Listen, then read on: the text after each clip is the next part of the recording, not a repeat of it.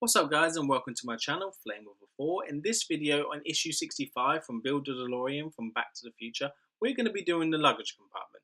As we said in the previous issue, we said on 64 that there was a mistake, and they were saying that in issue 65 that we won't be getting the luggage compartment, that we will actually be getting the door locks, and that is an absolute lie because they have obviously misprinted or stuck the wrong page, or the page from this 65 probably stuck it in the back of 64 by accident.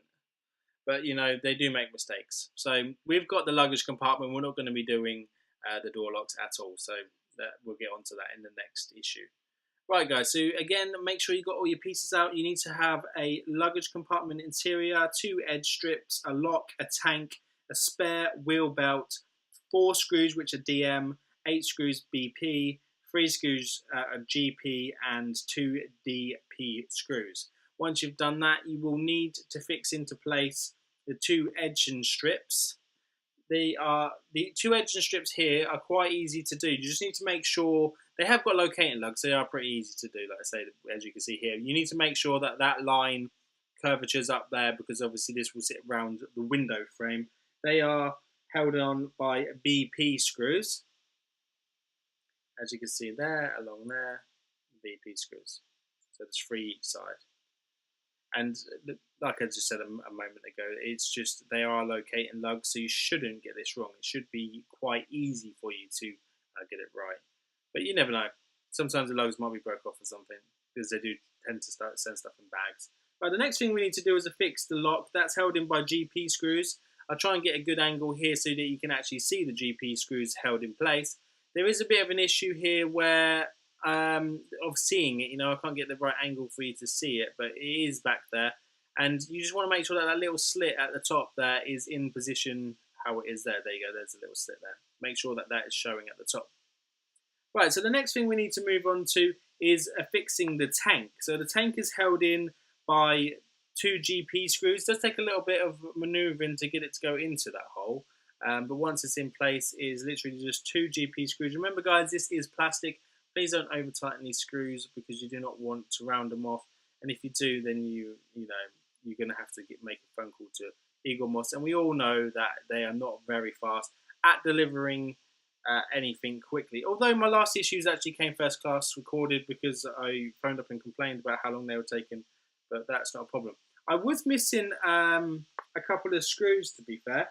It says to put a GP screw to hold this belt into place, and I only had 2. So, and you need 3. So you know that's again another issue. But the good thing is they always give you spares, so that you can't fault them on that. This belt will hold the spare wheel in place once we get the new spare wheel because we don't actually have that yet. And then we need to move on to flipping this thing upside down. So obviously this thing is mahoosive and we need to fix it in place. So I had 4 DM screws holding that luggage compartment in place. As like I told you, I did have an actual broken lug, which wasn't too much of an issue because it did snap off. But when you put it in place, it kind of just supports it anyway. And you wouldn't tell that it was broken at all. And we will go through that in the recap video to show you that that hasn't actually affected it in any way. Right, so the next bit is a little bit of a fiddly bit, and one of the most important bits is putting on the gas struts. So we need to affix the gas struts in place. What I did on here is I just pushed them into position where they needed to go and just left the bonnet open. And then we used DP screws through the wheel arch up into the gas struts. Better to hold the gas struts with your finger as well as you're doing them up.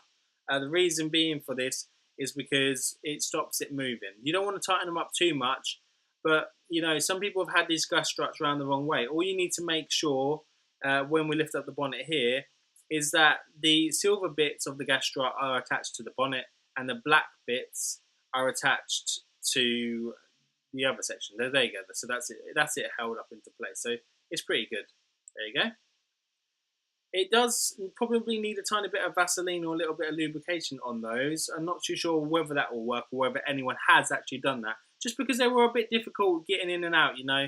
They weren't, it makes a bit of a squeaking noise when it comes to it. But, you know, I just feel like having the gas struts on there it's just amazing, really, that they're actually working. And, you know, some people said that there's a bend, be careful. And, you know, I haven't had that issue. I really haven't. The bonnet shuts absolutely fine. It's probably, I don't know, maybe it's because some people might have their bonnets on wrong or something, but it tends to fit down really nicely. Right, we'll just flip through the book. It's just about publicity drive, roads where we're going. We don't need no roads. And this one says, again, in the next issue, that we are going to be getting the door locks and cables. But we will be getting the door locks and cables in issue 66, so don't worry, guys. We will be doing that. So thanks for watching, and I'll see you in the next episode. Thanks very much again, and please subscribe if you haven't already, and see you real soon. Take care now. Bye-bye.